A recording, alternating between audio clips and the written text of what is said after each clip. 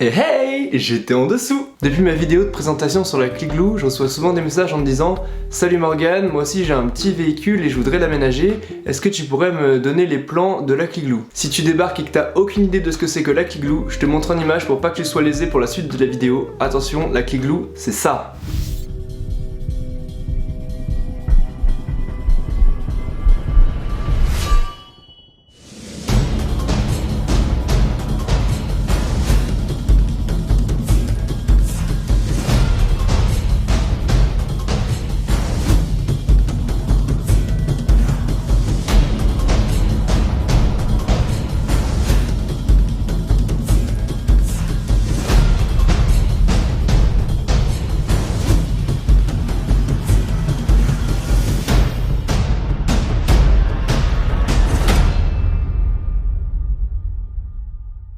Le problème c'est que ces gens qui me demandent mes plans, moi je voudrais bien leur donner, mais je n'en ai jamais fait. À la base je savais même pas si j'allais pouvoir réussir à aménager ma Clio 2, ça a vraiment germé dans ma tête et j'ai fait ça petit à petit au fur et à mesure. La plupart des pièces qui sont dans ma voiture, j'ai pris une planche, j'ai découpé, ça rentrait pas, j'ai recoupé, ça rentrait pas, j'ai recoupé jusqu'à ce que ça rentre pile poil.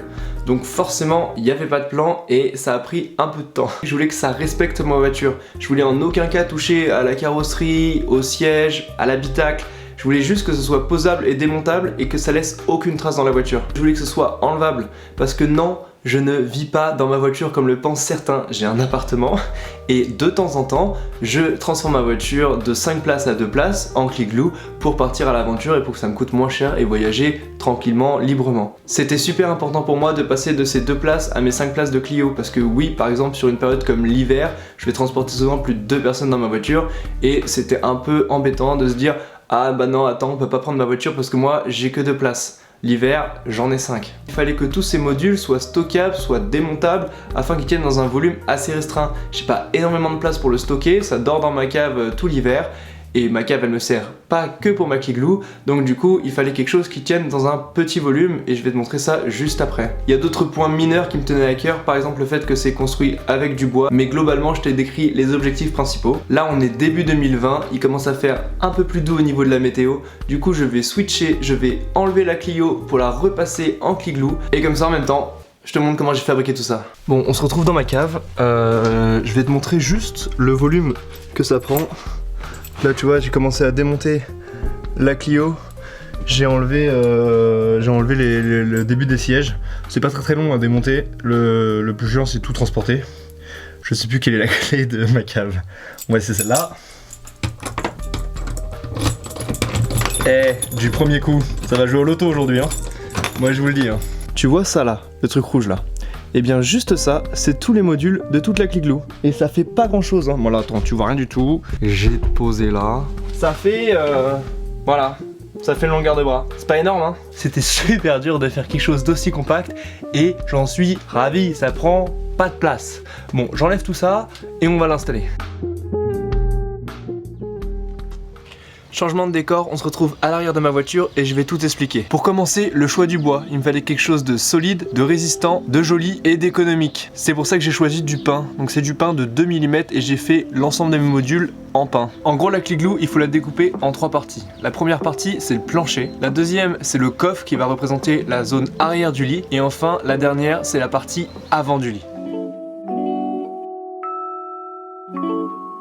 La première des pièces et sûrement l'une des plus importantes, c'est celle-ci. Cette pièce, elle va permettre que le plancher soit vraiment à l'horizontale parce que le coffre, il penche un peu vers l'arrière et vers le bas. Il y avait un petit dénivelé comme ça. Elle fait 111 cm de long sur 9,5 cm de large et 20 mm d'épaisseur avec ce petit décrochage là juste en haut parce que sinon ça rentrait pas à cet endroit là. Une fois que j'ai mis cette cale, je peux poser le plancher. Ce plancher il est composé de 2 pièces symétriques qui font 120,5 cm je crois sur sa longueur et 59 cm sur sa largeur. Comme tu peux le voir, les pièces sont croissantes au fur et à mesure pour épouser l'arrondi du côté de la carrosserie et en bas aussi c'est le cas, ça gagne du 1 cm par 1 cm parce qu'au niveau de là où je suis assis, il y a aussi un petit arrondi comme ça. Faut savoir qu'acheter une planche de bois en entier c'est des fois bien plus onéreux qu'acheter des lattes et c'est ce que j'ai fait moi, j'ai acheté des lattes qui font 9,5 cm de largeur et je les ai assemblées. Derrière on peut voir les tasseaux qui retiennent toutes ces lattes entre elles. Les tasseaux c'est de la palette, c'est du bois de récup, comme ça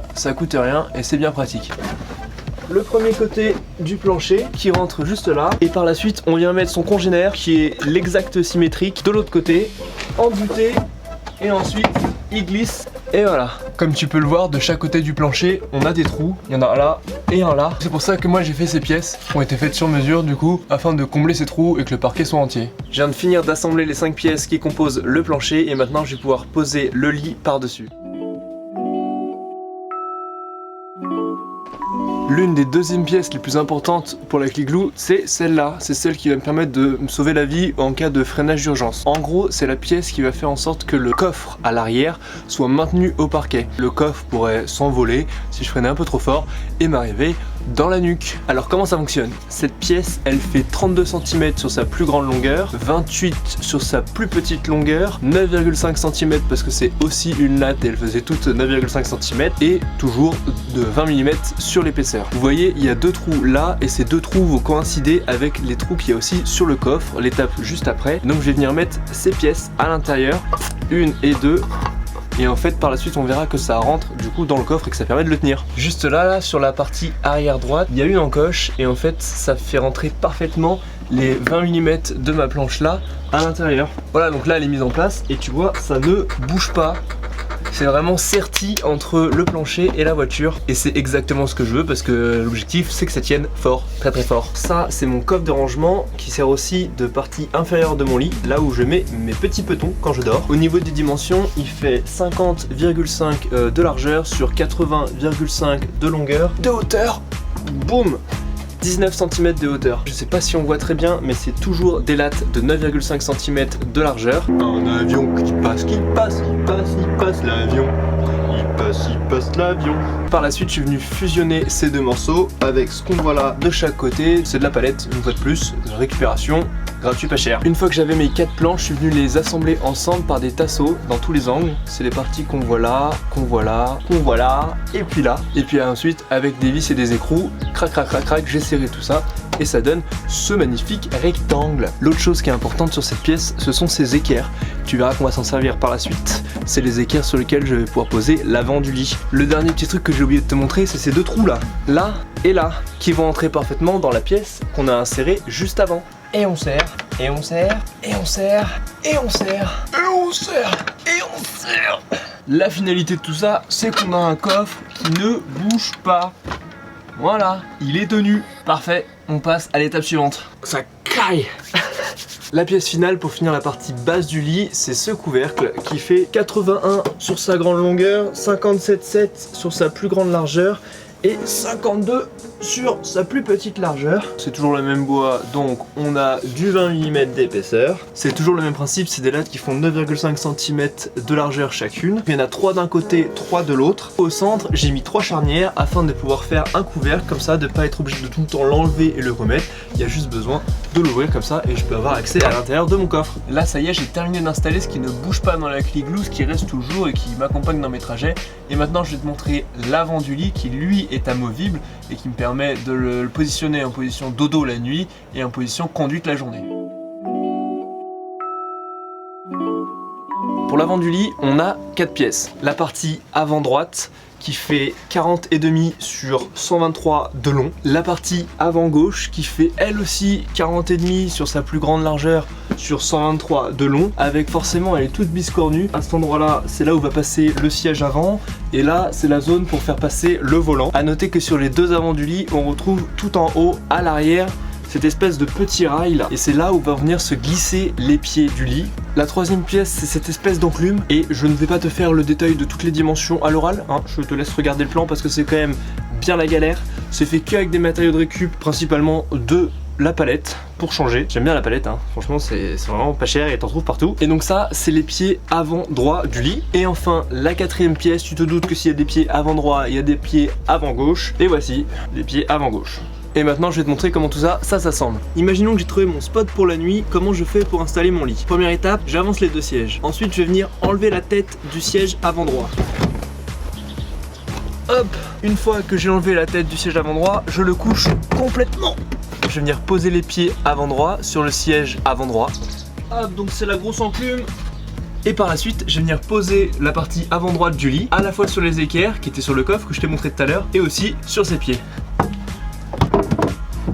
le rail que je t'ai montré tout à l'heure, il faut qu'il s'insère dans les pieds avant. Là il est un petit peu décalé, il est pas en face, donc pour faire ça j'ai juste à bouger le siège avant, le reculer ou l'avancer et ça va rentrer pile poil dedans. Par la suite je vais venir mettre la partie avant gauche du lit. Pour faire ça j'ai besoin que le siège il coïncide aussi parfaitement, donc je vais l'avancer ou le reculer. Je vais venir mettre des petits papillons dans les trous de mes avants de lit qui vont entrer dans les équerres et je vais pouvoir les serrer et comme ça ne bougera pas. Et enfin en dernier lieu je vais pouvoir mettre les pieds avant gauche, c'est vraiment un confort. Avant je faisais totalement sans, mais je me suis rendu compte que si j'allais un peu trop de ce côté là du lit, ça forçait un peu sur le bois et j'avais peur que ça craque. Du coup je les ai fabriqués, mais franchement c'était pas spécialement nécessaire. Voilà, c'est terminé pour moi, je pense que je t'ai montré le maximum de détails dans ce que j'avais construit. N'oublie pas que tous mes plans sont sur mon Instagram qui s'affiche juste quelque part par là sur ton écran. J'espère que la vidéo elle t'a plu et en tout cas que ça pourra t'aider à faire quelque chose de similaire. Je sais pas si tu vois, mais le soleil commence à repointer le bout de son nez et ça fait plaisir, ça annonce de nouvelles aventures. Alors moi je te dis à bientôt en France ou ailleurs dans le monde, je sais pas encore. Allez, salut salut.